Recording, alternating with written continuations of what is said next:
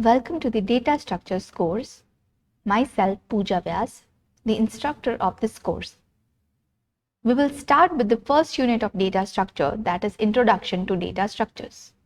So let us see which are the topics which we are going to cover in this unit.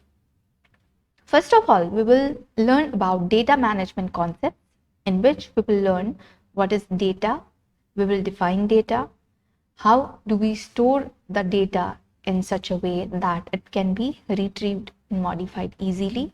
So we will see the need of data structures in that. Then we will see primitive and non-primitive data types. We will see abstract data type.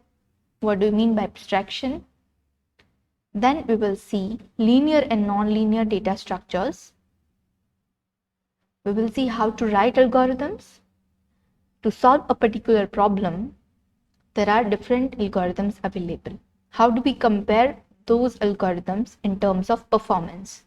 That we will see in performance analysis and measurement. So let us see data management concepts first. So what is data? We can define data, that data is the raw fact or entity that is utilized in calculation or manipulation. The processed data is called information. So, what do you mean by raw facts? For example, if we have these numbers 88, 75, 92, can we say what this data represents? No. Until and unless we write marks. Now we can have a guess that these represents marks. Okay, to be more specific, if we write marks of student 1, then it is again more specific that this represents marks of particular student. Okay, then what this number represent? Suppose we say it's mark of subject 1. This is mark of subject 2 and subject 3. Right? So now it has more meaningful data. So processed data is called information. Okay, so what is data and what is information? We take some raw facts as input. Okay, we process that input and then we generate some output. This procedure is done using some set of steps that we will see in algorithms. Okay, so this output gives us some meaningful information which we can derive from input data. Okay, so in order to do this processing, we have to store this raw facts efficiently and effectively in a structure such that retrieval of this information and modification of this information becomes easy. So what is data management? The concept of data management includes tasks like collecting data and organizing data into appropriate structures. So data management includes collecting these raw facts and arrange them in a structure such a way that we can easily retrieve and modify them. The data structure is a crucial part of data management. So let us see what is data structure. So the definition of data structure is a data structure is a group of data elements that are put together to define a specific way of storing and organizing data in a computer so that it can be used effectively and efficiently. So a data structure is a group of data elements. So we will take raw facts or elements, we will group them together and we will store them in such a way, in such an organized way, such that they can be effectively and efficiently used. Okay, that's why we need data structure. Data structure deals with efficient data storage, retrieval and modification. So in order to store data, retrieve them efficiently and modify them efficiently, we will use data structure. So the choice of appropriate data structure is very important thing. It depends on the data structure that how that problem is being solved. Examples of data structures include arrays, linked list, stack, queues, trees, graph, etc. We will see all these data structures in detail. Now, let us see some advantages of data structures. So, data structures provides us efficiency. So, how it provides us efficiency? For example, if we want to store 5 integer numbers in C programming language, then the natural solution that comes in our mind is to take 5 different variables to store integer numbers. So, for example, let's say to store 5 numbers, we will take 5 variables.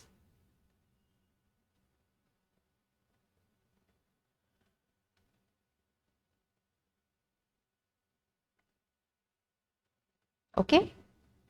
Do we have better structure than this? Yes, we have arrays. Rather, what we can do? We can store the similar types of data in an array named A.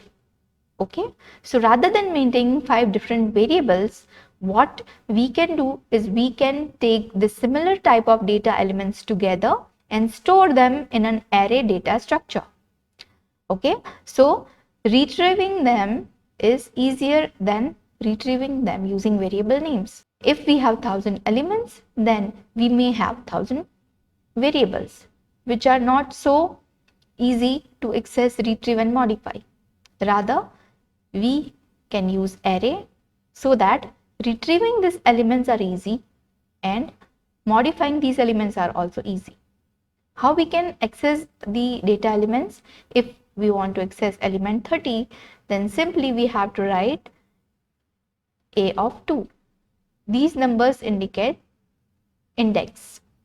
So we will access index number 2 of the array A and we will get the particular element 30. Okay, so the choice of the data structure is very important in order to deal with data efficiently. Let us see next advantage, that is reusability. How do we achieve reusability? We can use libraries. Using libraries, we can achieve reusabilities. Okay, now what do you mean by libraries? In data structure, we operate on some values. So any data structure has some values and we do some operations on those values. Okay, so these operations are nothing but functions. For example, if we want to add two integer numbers, then values will be two integer values and operation will be addition, right? So this addition operation is provided by programming language itself in case of primitive data types.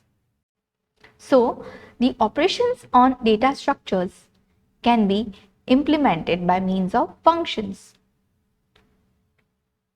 For example, if I want to sort array elements in ascending order, I can make a sort function and implement this sort function and store it in library. So next time when we require to sort array elements, we have to just call sort function. Okay, so we can reuse this function after it's implemented. We can store that function in libraries and reuse our data structure. Okay, the next advantage of data structure is abstraction. So what do you mean by abstraction? Abstraction in data structure is implemented by abstract data type. So abstraction is nothing but hiding unnecessary or complicated details from end users. So we will see abstract data type in more detail later on. So in abstraction, we separate implementation from the client. So In that case, we have two separate programs. One is a client program and second one is implementation program. So client program will just have function calls. So we will call functions in client program, okay, and these functions are implemented in this implementation program. Okay, so any client just have to know what are operations or functions allowed on their data structures. Okay, client does not have to worry about implementation. That's why we will separate these two things. And this hiding of complicated details from end users is known as abstraction.